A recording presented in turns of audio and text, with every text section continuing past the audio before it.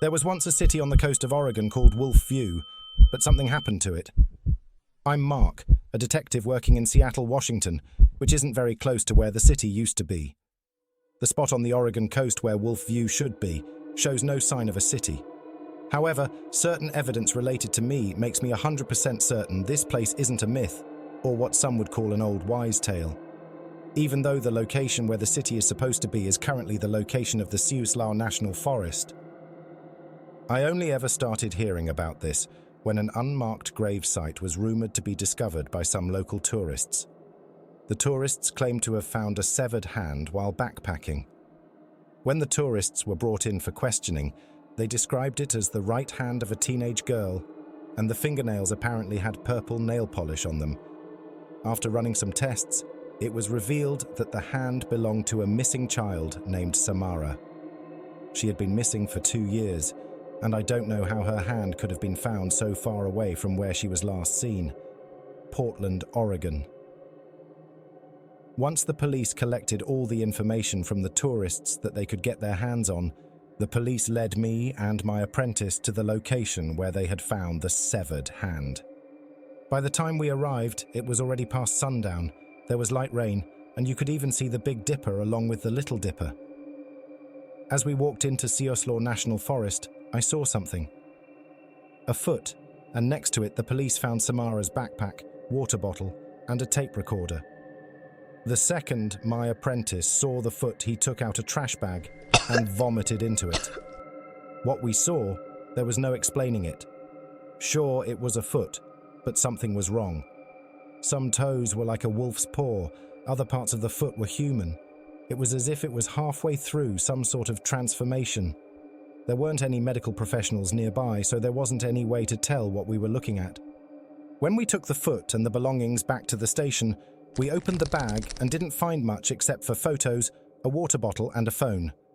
We took the tape recorder to a private room and were going to play it, not knowing what to expect. After all, it had rained just a few days ago, and the recorder could be damaged, have nothing on it, or just be a toy. However, we were stopped by a new task from the police. Sure, this new task could have waited till later, but the tape recorder would still be available later. Sir? One of the police said, We'll have to send a search party back to the forest tomorrow. After all, we can't let bystanders accidentally come across any more of the body first. Who knows how they'll react? Okay, I replied. I'll come with you when you leave. A week later, we finally made it back to the forest. It took us so long to get there due to a few delays from the police. The only other thing we found was a pair of footprints. The way the footprints were angled and shaped indicated that whoever was running must have tripped while running. They could have ran away from something, or they could have been running towards something. Who knows? It's not like there were any security cameras nearby. Especially in a massive forest such as Siuslaw National Forest. We took the body parts we recovered to the morgue, and the trail ran cold with that. When we finally got to listening to what the recorder had, we sat down and played it. Here's the recording on the tape. Please email me if you know of any survivors, evidence, or the location of anything that might help us. This is the recording. Name's Alice. Around a decade ago, a new theme park opened up and I wanted to go. My parents told me no, but I kept insisting we visit it. Eventually, my parents cracked like they always did. We took a taxi to the city of Wolfview. And on the road, the taxi driver told us about some old folklore. Apparently, the town had a culture that evolved around werewolves. All superstition, if you ask me, although my cousins believed in it all. Though it doesn't matter because my cousins, parents, aunts, uncles, and grandparents, they're all gone now. Anyway, let me explain. It all started on November 18, 2010. We arrived in Wolfview at 6 a.m. solely to get ahead of all the lines. The weather wasn't great, it was dry and cold, which is pretty much the worst weather in my opinion. I didn't bring a winter coat, which I instantly started regretting when we got out of the taxi. My parents couldn't stop talking about costs, budgets, bills, taxes, and rent. You see, my immediate family is in a financial struggle and our personal situation isn't horrible. But it's bad enough that we need a budget. Sadly, my mother and father have asked our cousins for money a few times, and to be fair, our financial problems aren't atrocious. They could easily be fixed completely if just one relative was willing to help. However, my relatives are trash. Not a single relative would help out, and they'd even make fun of us. Though, surprisingly, they all agreed to come to the theme park with me and my parents.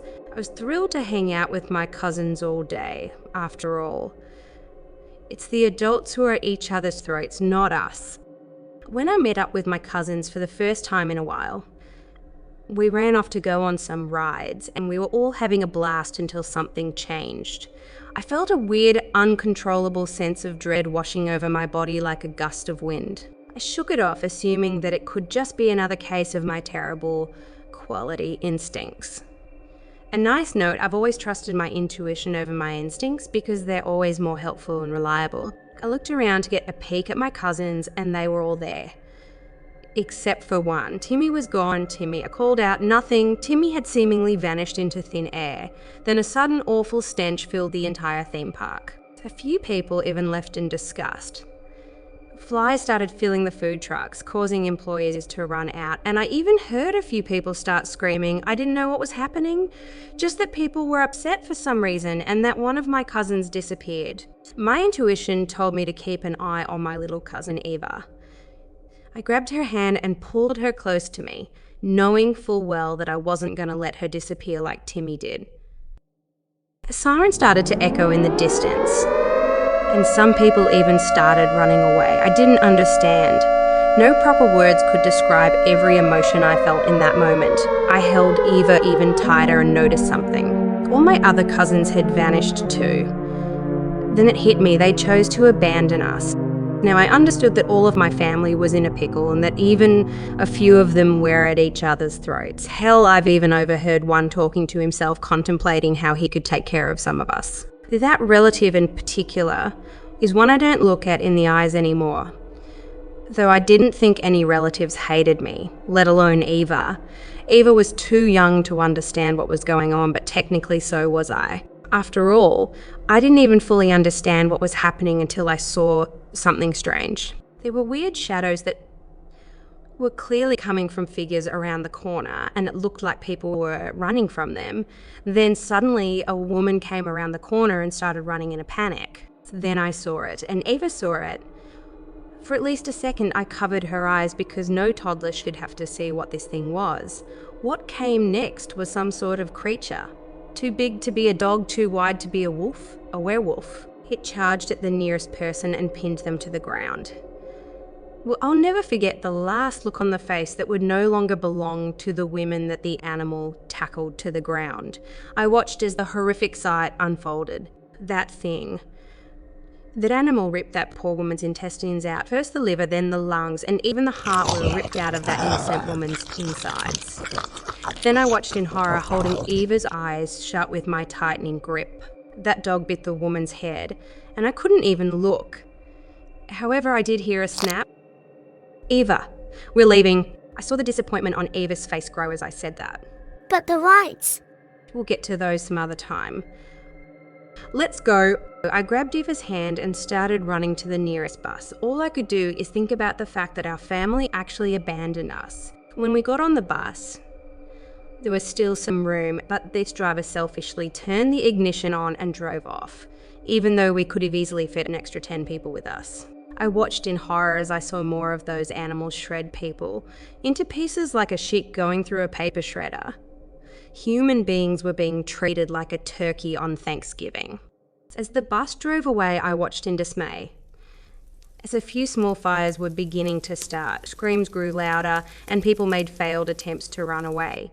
Then the most noticeable thing happened. The lights in the streets, buildings, and on the poles all turned off. It was a massive power outage. Oh my god. Eva spouted out. Those dogs are huge. I looked in the direction of what Eva referred to and saw a massive pack of what could only be described as werewolves.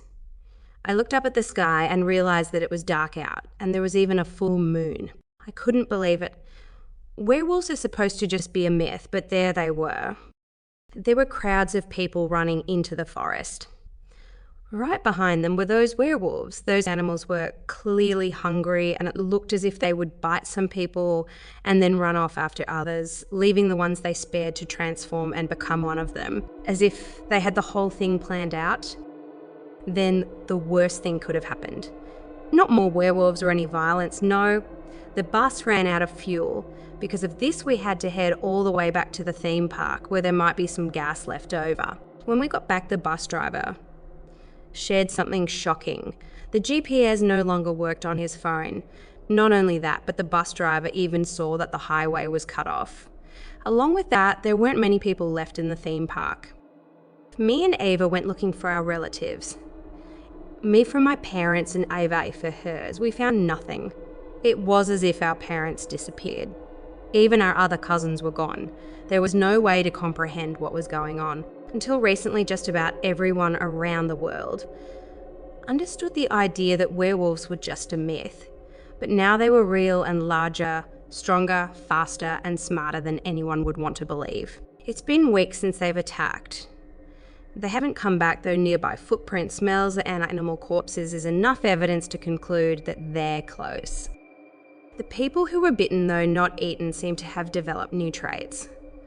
Stronger smell, changed taste buds, new cravings, and a few of the bitten even regained their hair after balding.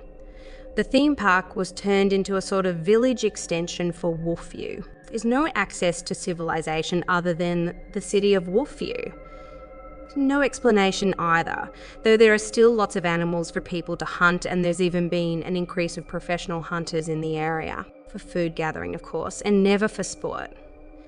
That's been outlawed in town. Most kids who got separated from families have been evenly distributed amongst survivors, but I refuse to be separated from Eva, and she feels the same. Due to this, we've been essentially living under a rock until I turn 18 and can take the responsibility as her guardian, so she won't be sent away.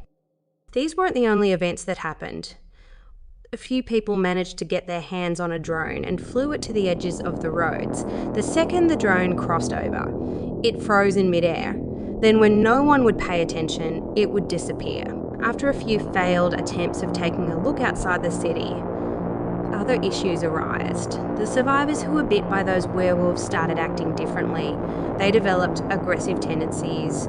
Murder, disappearances, and crime arose. Everyone accused the bitten, an agreed upon nickname for survivors who got bit, of committing the crimes. No matter how the bitten pleaded, defended their actions, or fought back, it always ended the same. The bitten were banned from the city and forced out, never to be seen again. At least that's what we hoped for. As the years stretched on, some people called this town that they were only visiting their new home. Others called it a personal hell, and some even started forgetting their past lives. The most interesting and important change was what people saw when they finally decided to venture out into the woods without their tech. Without technology, it was incredibly dangerous to go into the forest. Though people were starting to run out of medicine for sick families themselves and those alone. Some people claimed to have made it to the outside world. Others claimed to have seen those werewolves again, and some even claimed to have run into the bitten.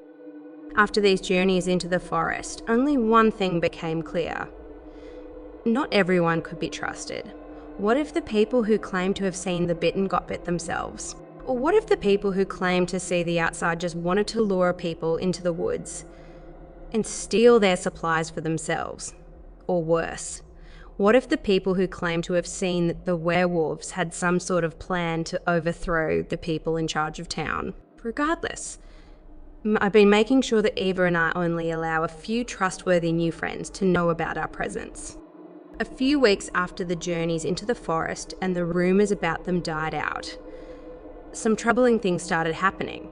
Remaining cars, bikes, hoses, power lines, and even a few windows started getting smashed, bashed, and crashed into things or each other. The cords had almost perfectly clean slashes through them, and the tyres of bikes, motorcycles, cars, vans, buses, and even trucks were almost all slashed. It was as if the werewolves were trying to make us as vulnerable as possible. It got so awful that I had to turn myself and Eva over to the police for protection. After all, we had no one else and nothing else to go to. The police understood my reasoning for hiding Eva, especially after telling them what happened to our family. They took us to some people that we informed the police about, a woman named Claire who helped us while we hid on the streets. After a few more months, when I was finally 18, Claire suggested to the city that I be sent into the forest as a last-ditch effort to find the outside world. I never wanted to do this, nor did I even joke about the idea. It'd be damned if I left Eva here. I grew increasingly suspicious of Claire as she continuously encouraged me to agree to the idea. At one point I had enough and yelled at her in public. I guess some girl named Samara heard all the commotion, because she volunteered to go into the forest instead of me. When she did such, I saw Claire's face change, as if she had planned something and her plan had just failed. I gave Samara my tape recorder in hopes that it would reach the outside world. If you're listening to this, then it means Samara made it, or at least got close. We need your help, Mark. Hey, it's Eerie.